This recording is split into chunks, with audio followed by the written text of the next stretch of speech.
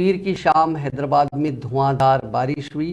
तकरीबन 1 घंटे तक जारी रहने वाली तूफानी बारिश ने शहर के कई इलाकों को ज़ेर-ए-आब कर दिया।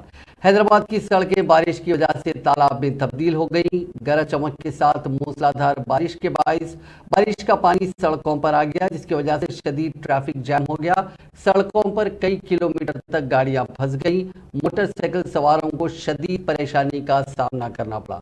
तेज बारिश से शहर के नशीबी इलाके ज़ेर-ए-आब आ गए। GHMC और DRF की टीमें शहर के मुख्तलिफ इलाकों में सड़कों से पानी की निकासी का काम कर रहे हैं।